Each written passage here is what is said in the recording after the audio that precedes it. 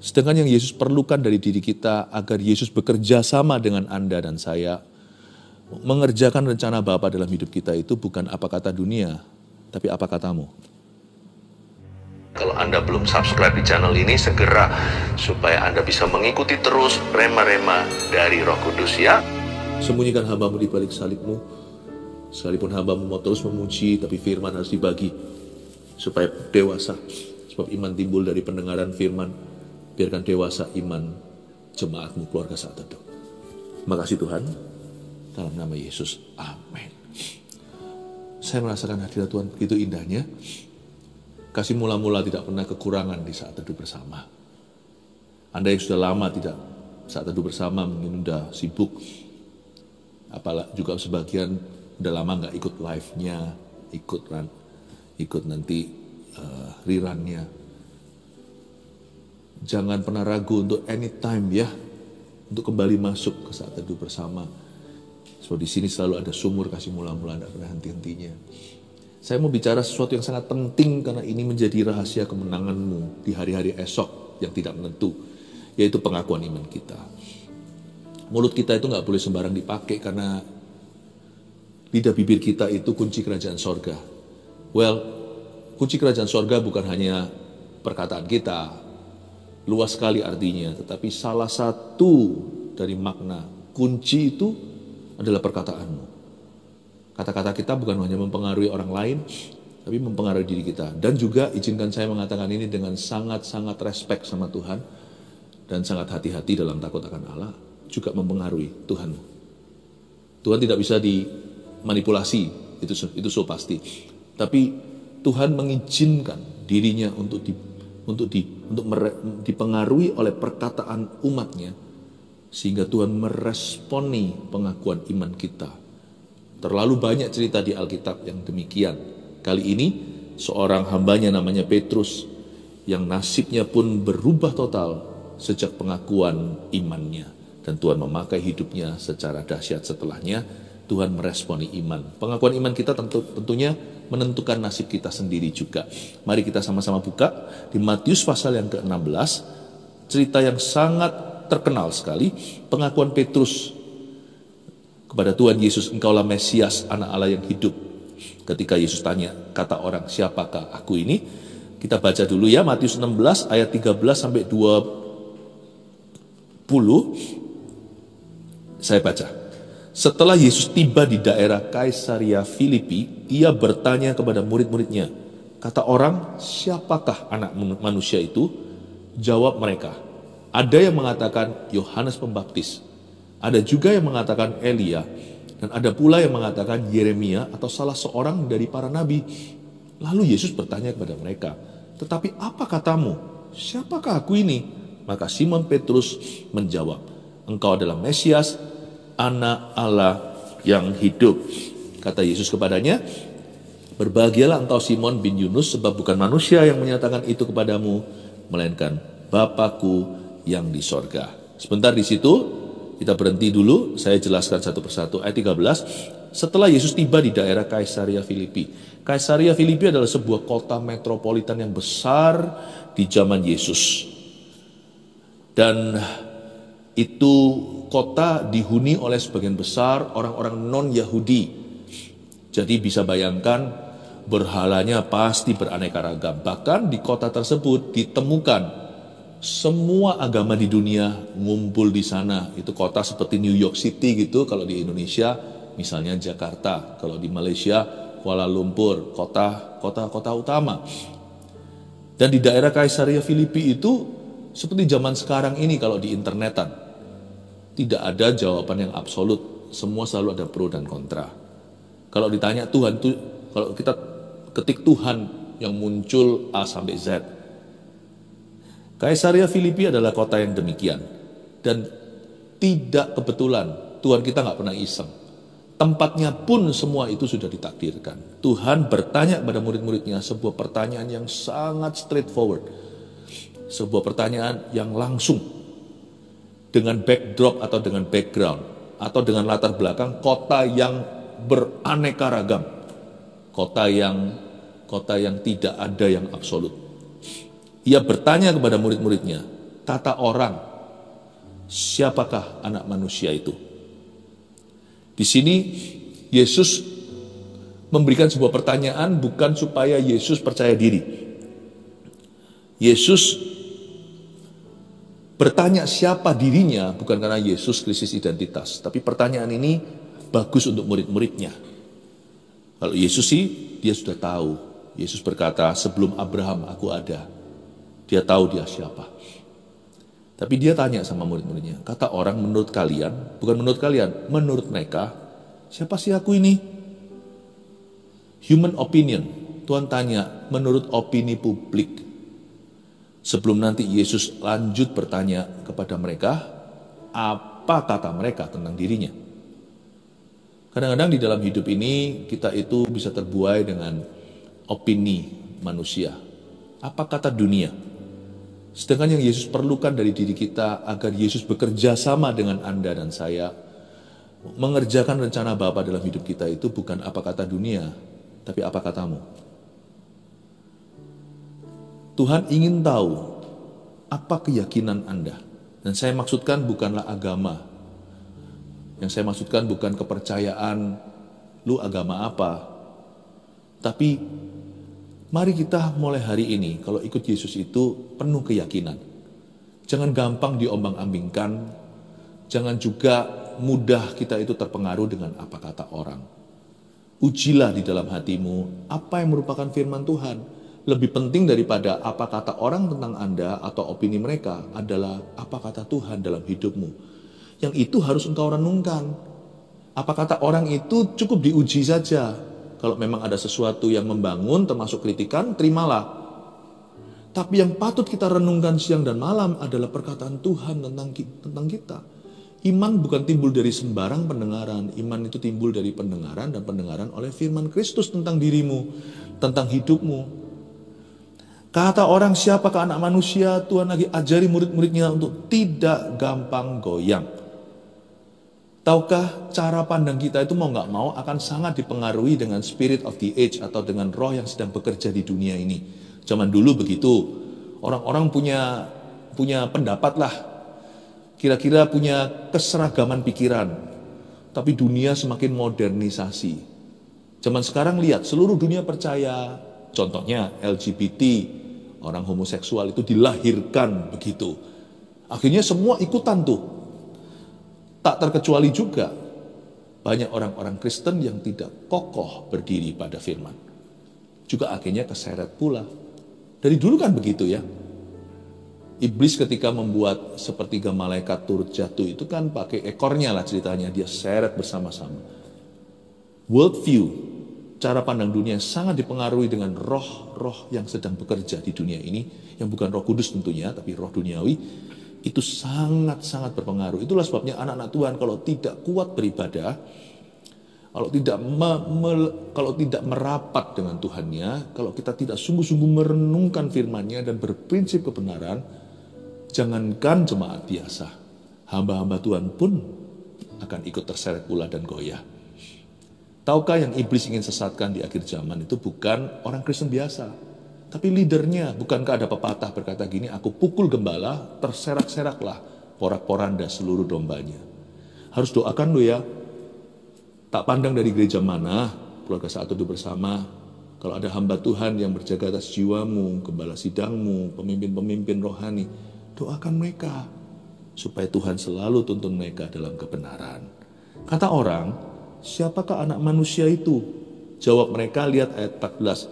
Ada yang mengatakan Yohanes Pembaptis, ada juga yang mengatakan Elia, dan ada pula yang mengatakan Yeremia atau salah seorang dari para nabi. Interesting sekali, menarik sekali. Ada 3 tokoh minimal yang disebutkan. Yang pertama Yohanes Pembaptis. Yesus itu ada yang mengatakan kalau dia itu Yohanes Pembaptis. Orang yang begini ini kurang paham materi. Kan Yohanes Pembaptis waktu hidup, waktu pertanyaan ini diberi. Mana mungkin itu orang yang sama, itu 2 orang. Kadang-kadang kita kurang objektif. Ada yang mengatakan Yohanes Pembaptis. Yohanes Pembaptis itu secara jasmani, Yesus secara lahiriah itu cousin. Mereka itu sebenarnya sepupu. Yohanes Pembaptis lebih tua. Tapi kenapa Yesus disamakan seperti Yohanes Pembaptis? Paling tidak ketika orang lihat Yohanes, Mereka mikir Yesus. Ada kemiripan sih terus terang. Yohanes Pembaptis itu dia seorang reformis secara nasional. Yesus juga begitu. Kehadiran Tuhan, pelayanannya betul-betul menggoncang satu negeri.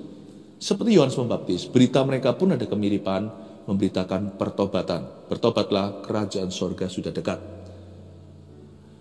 Jadi mirip, tapi Yesus bukan. Atau bukan hanya seperti Yohanes Pembaptis, Yesus lebih dari itu. Siapapun yang kau sebut tentang aku, kira-kira gitulah Yesus mau ajarkan pada murid-muridnya. Aku melebihi itu. Tidak ada yang seperti Tuhan. Kenapa Elia? Karena Elia seorang pembuat mujizat. Mereka lihat mujizat. Mereka melihat yang bangkit pun, yang mati pun dibangkitkan. Jangankan yang kusta disembuhkan, atau penyakit biasa yang sembuh. Penyakit yang terminal, yang mematikan, yang tidak ada obatnya disembuhkan sama Yesus hanya kadang-kadang dengan satu kata. Itu pun jarak jauh. Kita tahu cerita-cerita itu kan di kitab Injil. Ada pula yang dijamah, semua orang jijik memegangnya seperti orang kusta yang sangat menular sekali penyakitnya. Dipegang gitu aja, Tuhan berkata, aku mau langsung sembuh. Kenapa Yeremia? Karena Yeremia seorang pengkhotbah yang luar biasa. Dia seorang pengajar, seorang yang fasih lidah sekali dan pengajarannya mendalam. Yesus disamakan, mungkinkah Yesus itu Yeremia? Karena khotbahnya coba pernah kita baca sabda bahagia. Berbahagialah orang yang dianiaya, berbahagialah orang yang murni hatinya, yang suci, berbahagialah orang lembut, berbahagialah orang miskin di hadapan Allah. Tampar pipi kiri, kasih pipi kanan. Pengajarannya itu tidak lumrah, pengajarannya itu tidak ordinary, tidak rata-rata. Di atas rata-rata aja, kata-kata itu tidak pas untuk menjelaskan teaching atau pengajaran Tuhan. Tuhan punya pengajaran itu sorgawi. Jadi semua orang-orang tokoh-tokoh yang disebut ini tidak ada satupun yang mendekati Yesus. Everything, semua nama yang barusan disinggung di sini itu every one of them. Kalau di-compare ke Tuhan Yesus dibandingkan semuanya pucat. It is an understatement. Itu seperti kalau seorang bilioner disebut seorang miliuner, itu berarti meremehkan. Semua tokoh-tokoh ini ditaruh side by side di samping Tuhan, semuanya ini kalau disamakan dengan Tuhan itu meremehkan. Gini ya, ayat 14 ini saya mau Anda untuk mengerti bahwa kita harus, siapa Tuhan itu bagi hidupmu, kau dan aku yang harus cari secara pribadi. Sekalipun kebenaran itu tidak bisa diubah-ubah dengan pengalaman kita. Standar kebenaran itu Alkitab, firman Tuhan, sudah tertulis, sudah baku Kejadian sampai Wahyu. Jadi jangan digonta-ganti karena pengalamanmu. Hanya karena kita belum mengalami kesembuhan bukan berarti Tuhan telah berubah, bukan lagi Yehova Rafa. Hanya karena penyediaannya yang dijanjikan itu belum kita alami, sekarang kita masih dalam hutang piutang, bukan berarti dia bukan lagi Yehova Jireh. Pengalamanmu bukanlah otoritas kebenaran. Pengalaman kita bisa menyusul, kebenaran adalah kebenaran. Tapi siapa Yesus bagi kita, itu jangan ikut-ikut orang lain. Siapa Yesus sesuai kebenaran, itu sudah ada dalam firman. Tapi siapa Yesus untukmu, itu harus kau alami sendiri. Orang bisa bilang, oh Yesus begini, Yesus begitu. Yang pas bagi diri kita, harus kita alami secara pribadi. Karena itu ikut Yesus gak bisa teori.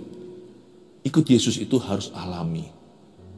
Sekali lagi ya, doktrin kebenaran gak bisa diubah-ubah. Nggak bisa diubah-ubah. Namun demikian, pengalaman kita bisa sendiri-sendiri dengan Tuhan. Dua orang sama-sama di gereja, atau sama-sama saat teduh bersama. Yang satu ngalami Yesus demikian, yang satu lagi ngalami Tuhan dengan cara yang berbeda. Yohanes Pembaptis, Elia, Yeremia. Kayaknya orang-orang yang ditanya, menurut kamu Yesus siapa? Mereka punya pengalaman yang sendiri-sendiri dengan Tuhan. Ya absah saja sih mereka membandingkan Tuhan dengan Yeremia. Karena mereka diberkati lewat firman-Nya. Ya sah-sah saja mereka berkata dia itu Elia. Sebab dia, orang yang menyebut Yesus seperti Elia itu, orang itu barusan menerima mujizat dari tangannya. Tapi Yesus lebih dari itu. Yesus lebih dari semua pengalaman. Itulah sebabnya, kalau kita mau cerita tentang Tuhan, gak akan habis-habis. Kalau kita mau nyanyi, gak akan ada lagu yang berhenti digubah. So, pada 1001 lagu kemudian, itu pun tidak bisa menceritakan seluruh keagungan Tuhan. Ayat 15, lalu Yesus bertanya kepada mereka, tetapi apa katamu, siapakah aku ini, kata Tuhan. Yesus berpaling ke murid-muridnya 12 itu, who do you say that I am? Menurut kalian, saya siapa? Yesus gak tertarik apa kata orang. Yesus tertarik apa kata mereka, murid-muridnya. Karena pengakuan mereka menunjukkan hubungan mereka dengan Tuhan. Pengakuan mereka. Hubungan kita sama Tuhan sedang ada di posisi seperti apa? Lagi ada di mana? Itu gak sama setiap orang. Makanya ada lagu yang dinyanyikan sama kita, itu langsung menjamah. Karena kita lagi di situ sesuai dengan lagu itu. Orang lain di lagu yang berbeda. Lagu berbeda itu sangat-sangat berbicara ke mereka. Makanya itu saya kagum dengan teman-teman ini. Setiap saat duduk bersama, pilihkan lagu yang cocok untuk semua. Meskipun jamahannya beda-beda. Itulah sebabnya saya ingin menekankan kalau kita nyanyi itu mesti sungguh-sungguh. Karena Tuhan akan berbicara lewat pengakuan mulut kita. Waktu kita memuji, menyembah Tuhan itu, kita itu menceritakan siapa Tuhan itu untuk kita. Gak bisa lagu itu diputar lalu semua orang cuma dengar. Waktu itu satu lagu kita nyanyi bersama-sama, semua orang ikut nyanyi. Tapi perasaan mereka sendiri-sendiri dengan Tuhan. Makanya kalau nyanyi itu harus sungguh-sungguh kalau memuji Tuhan. Karena memuji Tuhan itu bukan hanya menyanyikan lagu. Berapa orang berkata, aku gak bisa memuji, aku gak pintar nyanyi. Gak ada hubungannya. Sebab lagu itu lebih dari melodi. Lirik kata-katanya itulah Anda menceritakan perbuatan Tuhan. Anda sedang bersaksi. Kalau gak ada orang di dalam ruangan, Anda bersaksi pada dirimu sendiri. Siapa Tuhan untukmu? Makanya lagu pujian itu penuh dengan kuasa, penuh dengan pengakuan iman. Tidak heran ketika raja di perjanjian lama, Raja Israel, Raja Yehuda, dia nyanyi, tiba-tiba semua tentara musuh tumbang sendiri. Waktu Anda ada kuasa dalam puji-pujian, waktu Anda memuji Tuhan seperti itu, Tuhan bertata di atas puji-pujian itu. Ketika Anda mengakui dengan mulutmu dan dengan segenap hatimu, Dia itu siapa bagi engkau dan aku. Coba lihat sekarang ya, waktu Tuhan tanya sama murid-muridnya, si Simon Petrus langsung menjawab secara spontan. Maka jawab Simon Petrus ayat 16, engkau adalah Mesias, Anak Allah yang hidup. Coba saya bedah. Simon berkata, engkau adalah Mesias.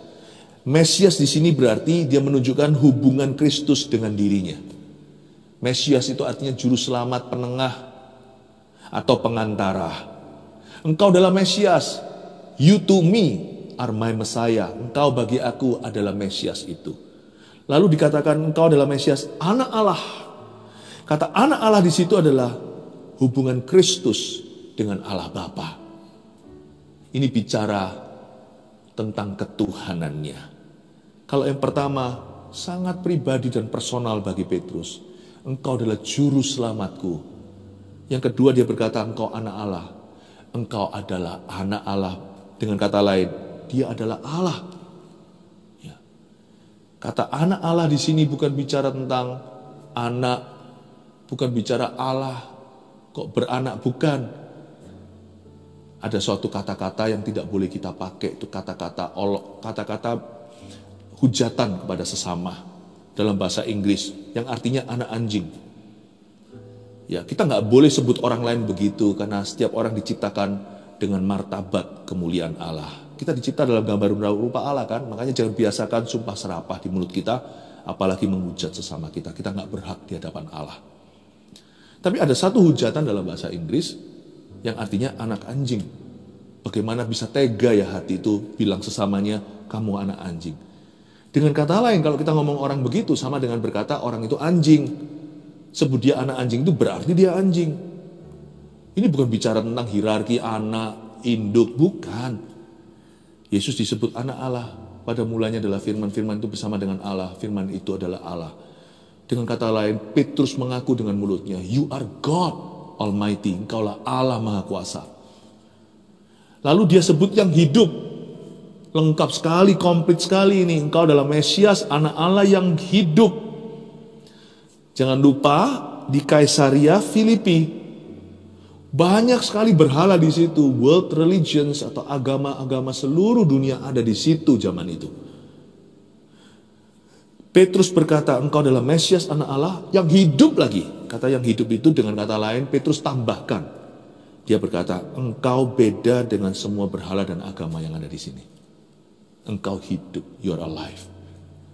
Kalimat ini kelihatannya sederhana, tapi waktu saya renungkan, luar biasa.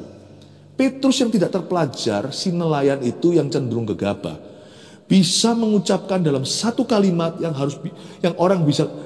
orang lain hanya bisa khotbahkan dalam 1 tahun. Gak selesai. Ini kalimat Petrus itu penuh dengan kemuliaan Allah. Protein semua. Semua daging ini, engkau adalah Mesias, anak Allah yang hidup. Luar biasa sekali. Ini pengakuan Petrus. Coba lihat ya Yesus gimana meresponi Petrus. Kata Yesus kepadanya ayat 17. Berbahagialah engkau Simon bin Yunus. Itu kalau orang biasa hari ini mungkin berkata, good job, bravo, wow. Saya baca dulu ya ayat 17. Kata Yesus kepadanya, berbahagialah engkau Simon bin Yunus, sebab bukan manusia yang menyatakan itu kepadamu, melainkan Bapa-Ku yang di sorga. Dia berkata, berbahagialah engkau Simon bin Yunus. Kata berbahagia dalam bahasa Inggrisnya, blessed are you. Bukan hanya happy, ya. Berbahagia di sini artinya, my Father shall bless you. Bapa-Ku akan memberkatimu berlimpah-limpah karena pengakuanmu ini. Wow. Kalau saya bilang berkat, jangan selalu melulu materi. Lebih dari itu. Coba bisa nggak kalau saya bilang berkat, asosiasi kita pertama adalah rencananya yang ajaib atas hidup kita. Materi atau bukan. Blessed are you Simon Peter. Diberkatilah engkau Simon Petrus. Kata blessed, berbahagia di situ juga artinya may God increase you, atau biarkan Bapa membuatmu bertambah. Tuhan akan menambahkan sesuatu kepadamu hari ini karena pengakuanmu. Memang Tuhan tidak bisa dimanipulasi. Kalau orang lain bisa disuap, jikalau kita bisa menjilat manusia, Tuhan Maha tahu bagaimana caranya kita menjilat yang Maha Kuasa, bagaimana caranya kita itu bohong-bohongin dia. Dia tahu semua motivasi hati, dia membaca batin kita. Seperti anak kecil membaca ABC, semudah itu. Tuhan itu, tapi ketika Tuhan tahu bahwa pengakuan iman itu dari hati yang yakin, tulus pula, Tuhan itu langsung tergerak dan berkata, I will bless you. Aku akan memberkatimu. Berbahagialah engkau Simon bin Yunus, sebab bukan manusia yang menyatakan itu kepadamu, melainkan Bapa-Ku yang di sorga. Dan Tuhan langsung mengakui sumber pengakuan itu bukan dari Petrus, tapi dari Bapaknya. Sebab bukan manusia yang menyatakan itu kepadamu. Saya yakin Petrus gak kerasa sih. Waktu dia dipuji. Masa ya? Bukankah kita seringkali maunya itu yang sensasional? Apa itu pengakuan iman? Pengakuan iman kan dari mulutku sendiri. Enggak mantap gitu loh. Kurang mantul, kata orang, kurang mantap betul. Kalau tidak dari mulut pendeta atau dari mulut nabi dinubuatkan sini tumpang tangan, boleh sih. Ada karunia itu. Tapi Tuhan tidak selalu bekerja dengan cara demikian every time, you see.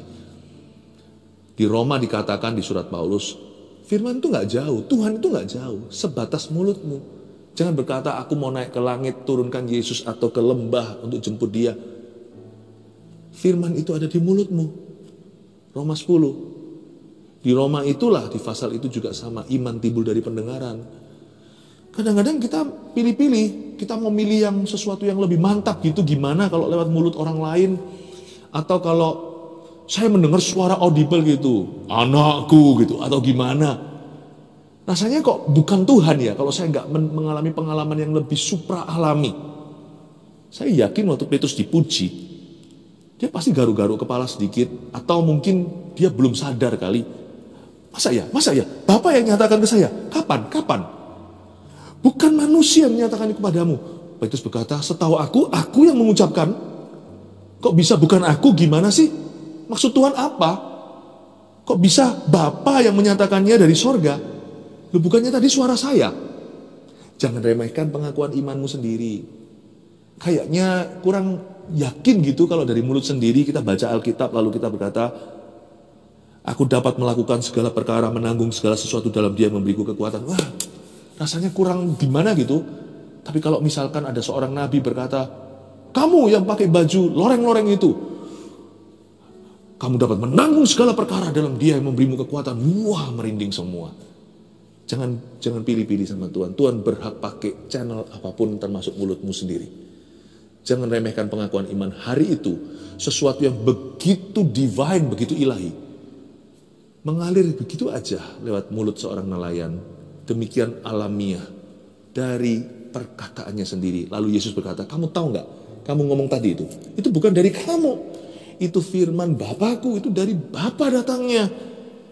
Bukan manusia yang menyatakan itu. Bahkan Yesus berkata, itu pernyataan. Itu bukan perkataan, itu pewahyuan. Itu revelation tadi itu. Wow. Yesus berkata, pengakuanmu itu tadi akan mengubah dunia. Jangan remehkan ya.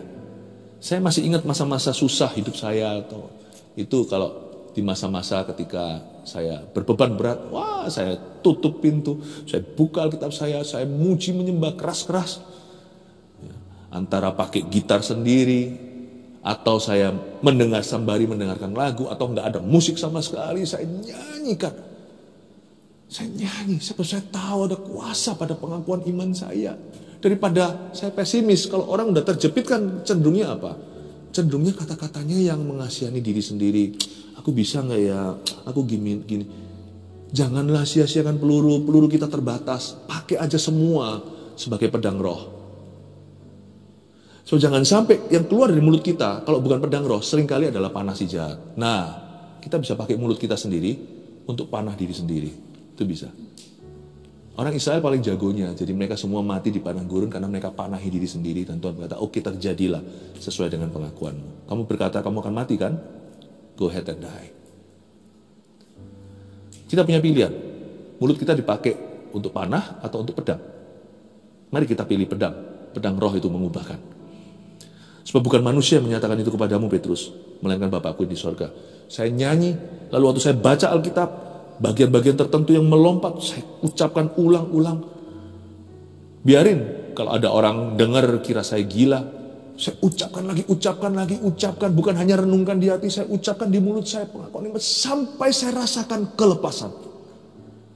Bukan kelepasan dari setan, kelepasan dari ketidakpercayaan, keraguan, perasaan down itu. Kita semua mesti belajar. Saya pun belajar dari kesalahan berkali-kali, mengucapkan sesuatu yang akhirnya jadi blunder dalam diri saya. Tapi lain cerita, kalau kita mengucapkan firman, kita mengakui iman. Kita nggak beriman pada iman, kita beriman pada firman. Kalau kita percaya pada firman itu, utarakan. Jangan hanya kepada Tuhan, utarakan. Katakan itu kepada setan dan pada keadaanmu.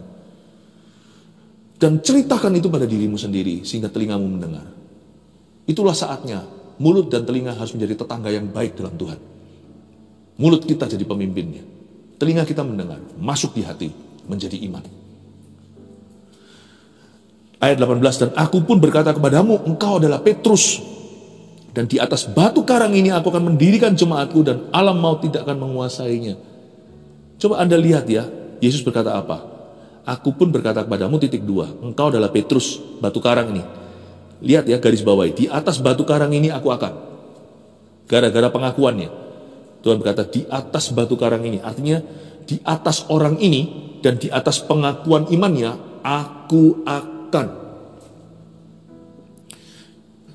Kalau Petrus tidak melakukan pengakuan iman saat itu, tidak mengucapkan kebenaran tadi, Tuhan juga tidak akan.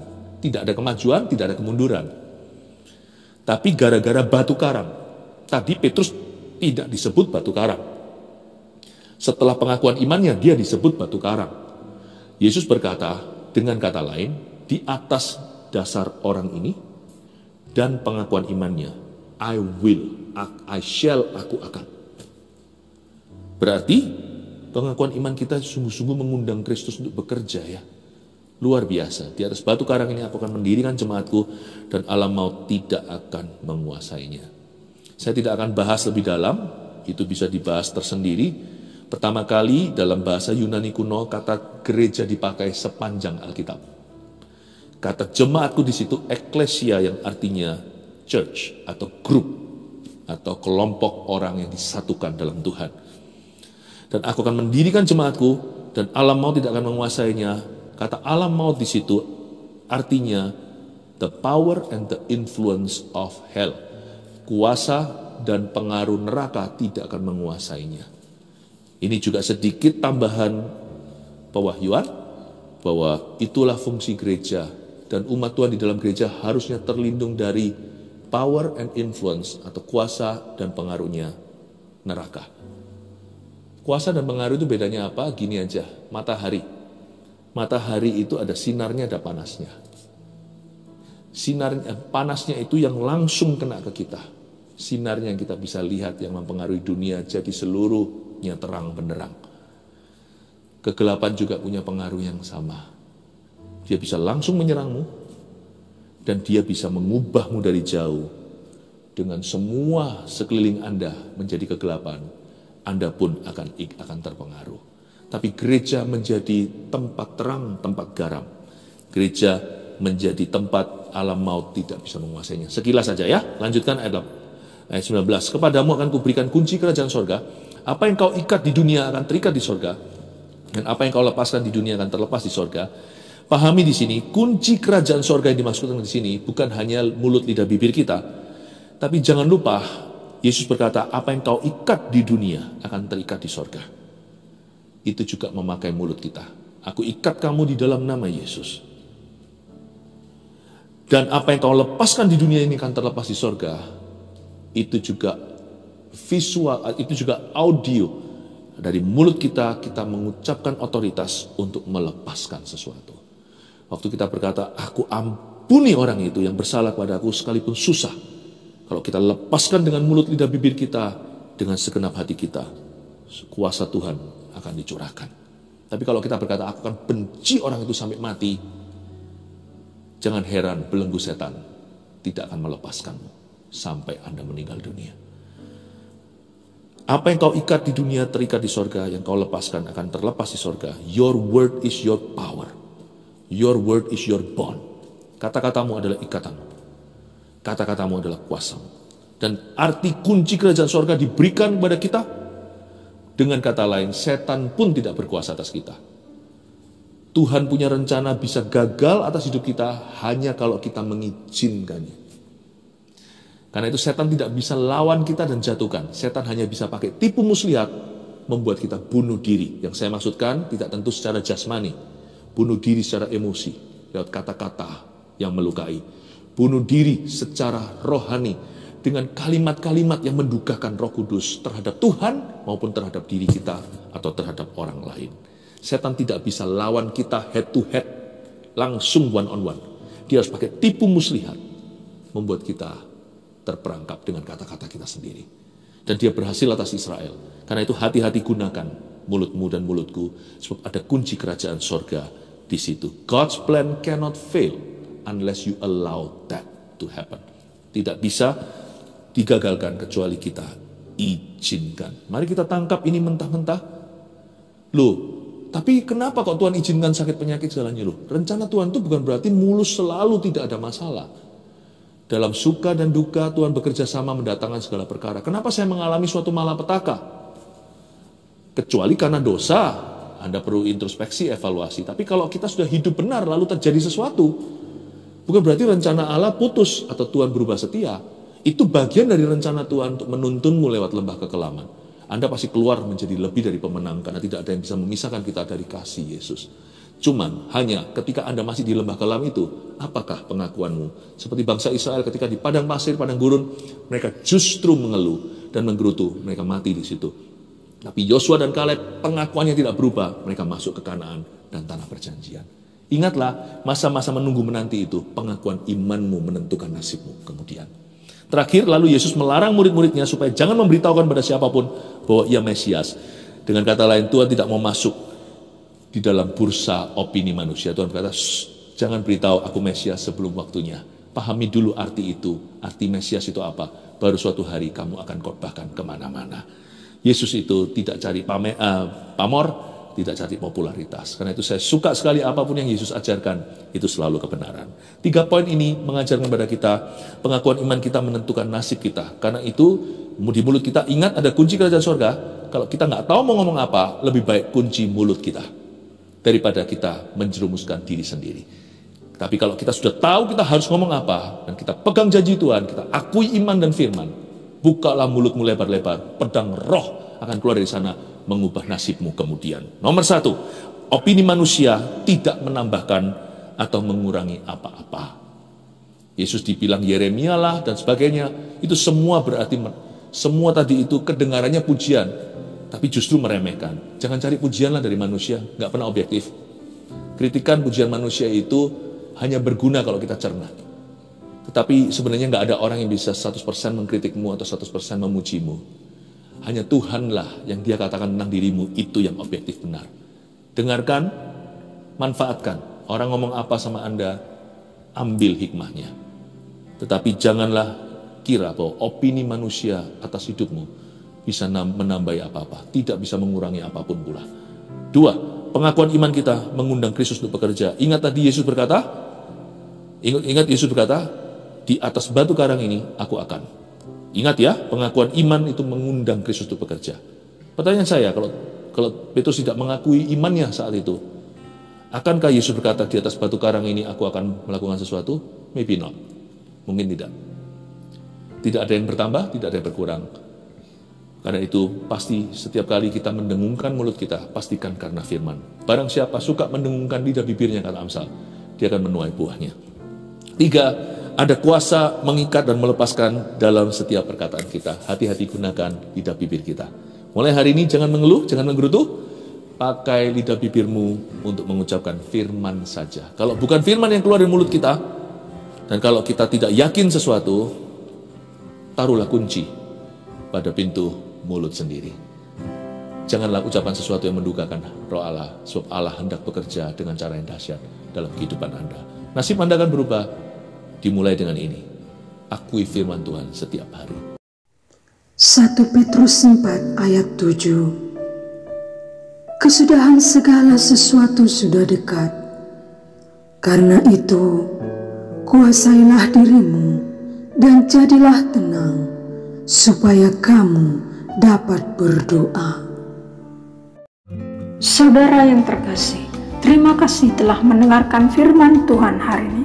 Jangan lupa untuk dukung terus channel ini dengan cara subscribe, like, share, dan juga komen, agar saudara kita yang lain juga boleh terberkati. Tuhan Yesus memberkati kita.